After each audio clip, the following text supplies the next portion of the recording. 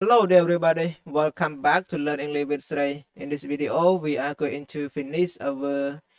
English Khmer newspaper translation. Okay, let's get started.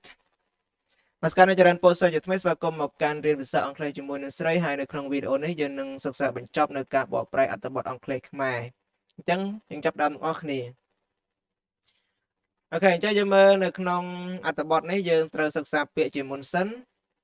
ហើយក៏ចង់បញ្ជាក់ថាវីដេអូនេះក៏ជាវីដេអូនៃការប្រែបញ្ចប់នៅចំណងជើង life altering consequences ដែរអញ្ចឹងគឺអត្ថបទចុងក្រោយឬក៏កថាខណ្ឌចុងក្រោយនៃអត្ថបទកសែតហ្នឹងប៉ុន្តែបញ្ជាក់ថាមួយទៀតវាជាចំណងជើងរងទី1ទេវានៅមានចំណងជើងរង2 3ទៀតប៉ុន្តែយើងមិនបានរៀនដល់ចប់ទេយើងចប់បានតែចំណងជើងរងទី1ហើយនៅពេលក្រោយៗខ្ញុំកណ្ដាលអាត្មាភាពនឹងធ្វើជាវីដេអូទាក់ទងជាមួយនឹងវេយ្យាករណ៍សម្រាប់អ្នកសិក្សាថ្នាក់ថ្មីថ្មោងជាដើមអូខេតា Learn English Khmer words number 1 maneuvers maneuver នេះអានយើងអាន maneuvers ប្រែថារបៀបឬក៏មធ្យោបាយ number 2អាកន្លែងនេះយើងមិនអានជោបទេយើងអាន geopardice geopardice geopardice ខ្ញុំប្រែថាបង្កគ្រោះថ្នាក់ number 3 fellow យើងប្រែថាដូចឬក៏ផងគ្នាថ្នាក់វាជា adjective number 4 adopt ថ្នាក់វាជាកិរិយាសព្ទស្មើនឹងពាក្យ use ប្រើប្រាស់ number 5 tolerance ជានាមប្រែថាការយោគយល់ឬក៏ការអត់ឱន number 6 mutual ឬក៏ mutual នេះអានស្រអួរណាមិនអានស្រអទេស្រអតើតែអក្សរ A ហ្នឹងនៅពីមុខប៉ុន្តែកន្លែងនេះស U នៅពីមុខយើងអាន mutual យើងប្រែថាទៅវិញទៅមក number 7 cultivating យើងប្រែថាការអប់រំស្មើនឹង educating number 8 attitude នឹងយើងជានាមប្រែថាឥរិយាបថអូខេឥរិយាបថ number 9 markly ឬក៏ markly យើងប្រែថានេះវាជា adverb យើងប្រែថាគួរឲ្យកត់សម្គាល់ number 10 reduce យើងប្រែថាកាត់បន្ថយ number 11 safeguarding យើងប្រែថាការពារថ្នាក់វិជ្ជានាមអូខេតាបន្ទាប់ពីយើងបានអានពាក្យហើយយើងអានសារថ្មីម្ដងទៀតសិន number 1 maneuvers number 2 jeopardize number 3 fellow number 4 adopt number 5 tolerance number 6 mutual number 7 cultivating number 8 attitude number 9 markly number 10 reduce number 11 safeguarding អូខេចឹងយើងចូលទៅមើលអត្ថបទរបស់យើងនៅក្នុងវីដេអូនេះយើងនឹងសិក្សាបញ្ចប់នៅត្រឹមអត្ថបទចុងក្រោយគេនេះគឺ in this situation ហ្នឹងយើងបញ្ចប់ថ្ងៃហ្នឹងឬក៏ក្នុងវីដេអូហ្នឹងតោះអញ្ចឹងដំបូងឡើយយើងអាន2ដងសិនដើម្បីធ្វើការបកប្រែប្រកេនជូនអញ្ចឹងយើងអានថាយើងចេះហើយណាអ្នកខ្លះអានបានអ្នកខ្លះអានមិនទាន់ត្រូវល្អអញ្ចឹងខ្ញុំកណ្ដាអានប្រកេនជូន With my understanding of traffic laws I try my truck safely avoiding overtaking on risky roads I know these maneuvers don't just jeopardize me but also create issues for fellow road users, he says. In this situation, he suggests that drivers, whether in cars or on motorcycle, adopt a tolerant culture of mutual by avoiding overtaking and excessive speeding. Cultivating this attitude could markedly reduce traffic accidents, potentially safeguarding personal property and saving life. Okay, ចឹងបន្ទាប់ពីអានម្ដងហើយសូមប្រកេនម្ដងទៀតយើងអានសារថ្មីមក With my understanding of traffic laws,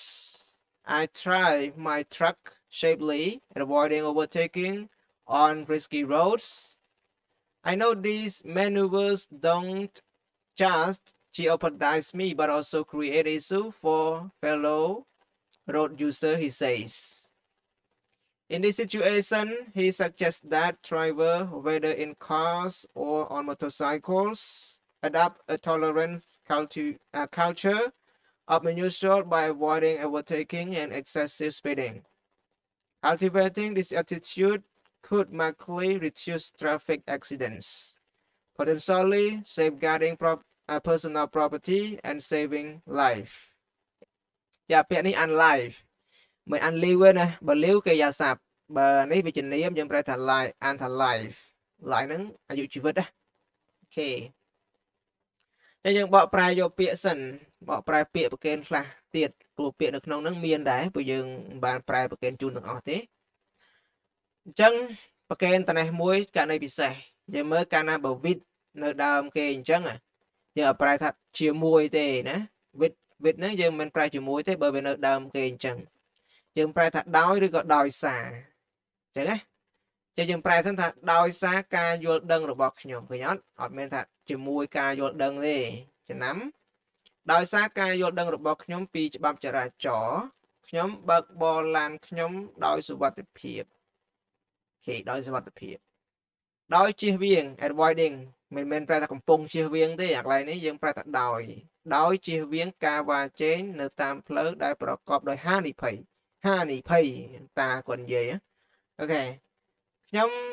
ដឹងឬក៏ចេះឬក៏កន្លែងនេះយើងប្រែថាដឹងថាខ្ញុំដឹងថាមធ្យោបាយទាំងនេះមិនត្រឹមតែធ្វើឲ្យខ្ញុំឬក៏មិនត្រឹមតែធ្វើបង្កគ្រោះថ្នាក់កន្លែងនេះយើងថាមិនត្រឹមតែធ្វើច្រឡំ sorry វាមិនត្រឹមតែបង្កគ្រោះថ្នាក់ដល់ខ្ញុំទេប៉ុន្តែវាក៏បង្កឬក៏បង្កើតបញ្ហាសម្រាប់អ្នកដែលប្រើប្រាស់ផ្លូវដូចគ្នាផងដែរ also ហ្នឹងយើងប្រែថាផងដែរ fellow ណាវាជា adjective ប្រែថាដូចគ្នាឬក៏ផងគ្នាគាត់និយាយអញ្ចឹងឬក៏និយាយថាបែបហ្នឹងអញ្ចឹងបញ្ជាក់មួយទៀតកាលណាបើយើងឃើញសម្រងសម្ដីបែបនេះយើងត្រូវប្រែក្រៅវងកញ្ចក់នេះមុនកន្លែង he say ហ្នឹងយើងប្រែថាម៉េចយើងប្រែថាគាត់និយាយថាមិនប្រែថាគាត់និយាយទៅទេណាកន្លែងហ្នឹងមានពាក្យថាដែរអញ្ចឹងគាត់និយាយថាហើយយើងប្រែអាក្នុងវងកញ្ចក់នេះមកអូខេចំណាំបានកាលណាបើឃើញសម្រងសម្ដីមកទៀតនៅក្នុងករណីឬក៏ក្នុងស្ថានភាពបែបនេះ in this situation នៅក្នុងស្ថានភាពនេះខ្ញុំឬក៏គាត់ស្នើលើកឡើងថាកន្លែង suggest ហ្នឹងស្នើសុំឬក៏លើកឡើងថាគាត់លើកឡើងថាអ្នកបើកបរកន្លែង whether ទោះជាកន្លែងហ្នឹងយើងអាចប្រែថាទោះជា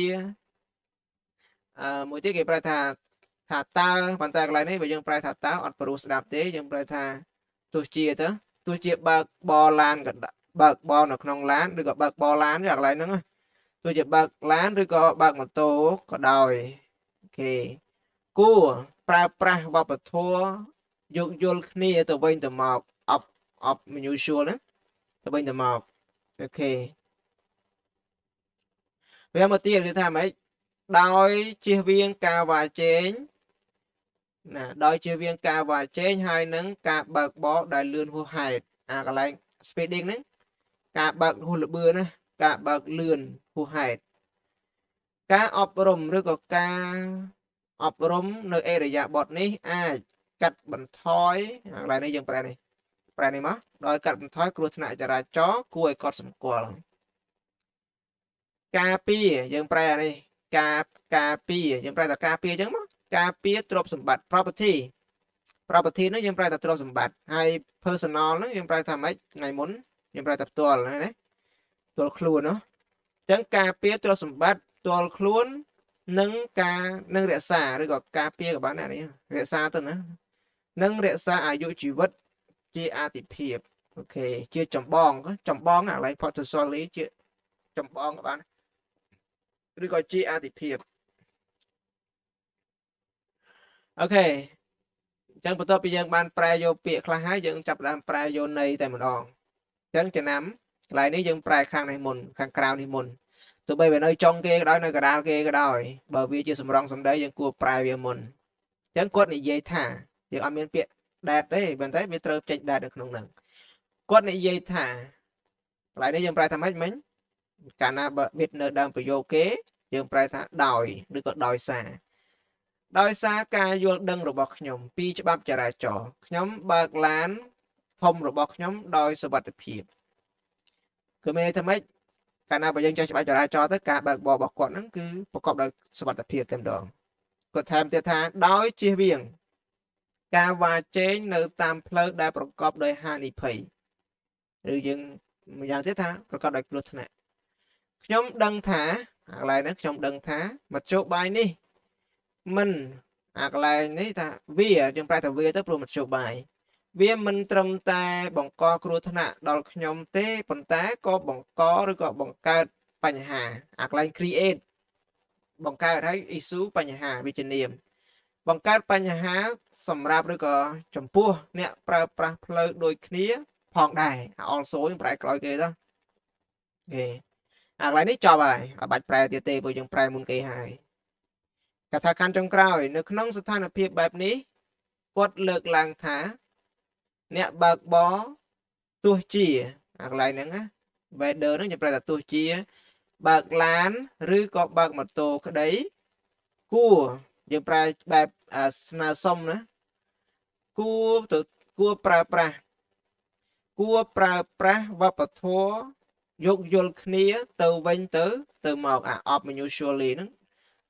យោគយល់គ្នាទៅវិញទៅមកដោយជៀសវាងការវ៉ាជែងហើយនឹងការបង្កើនល្បឿនហួសហេតុអូខេការអប់រំអរិយាប័ត្របែបនេះអាចកាត់បន្ថយនៅគ្រោះថ្នាក់ចរាចរណ៍គួរឲ្យកត់សម្គាល់ការពារទ្រព្យសម្បត្តិផ្ទាល់ខ្លួនហើយនឹងរក្សាអាយុជីវិតជាអាទិភាពអូខេជាចម្បងយើងប្រែថាការពារទ្រព្យសម្បត្តិផ្ទាល់ខ្លួនហើយនឹងរក្សាជីវិតមិនត្រឹមតែយើងទេជីវិតនេះឃើញគេដែរនេះឯងមានភូបវចនៈមិនត្រឹមតែជីវិតយើងម្នាក់ទេមានជីវិតអ្នកដទៃទៀតជាអាទិភាពឬក៏ជាចំបងអូខេចឹងប៉ុណ្ណឹងអត្ថបទកសែតទាក់ទងជាមួយនឹង life altering consequences សូមបញ្ចប់ត្រឹមវីដេអូនេះហើយសង្ឃឹមថាមិនអ្នកសិក្សាទាំងអស់តាមមិនទាន់យ៉ាងណាអាចមើលសារចុះសាឡាបានហើយពាក្យគឺក្នុងន័យថាការបង្កើតវីដេអូនេះគឺដើម្បីឲ្យយើងបានចេះនៅពាក្យល្អៗទាក់ទងជាមួយនឹងច្បាប់ចរាចរណ៍ឬក៏ទាក់ទងជាមួយនឹងការធ្វើដំណើរអីជាដើម Okay, thank you everyone for watching my video. I hope you like it. If you like, please subscribe to my channel and ring the bell to get all notification from my uploading. Thank you. See you next time.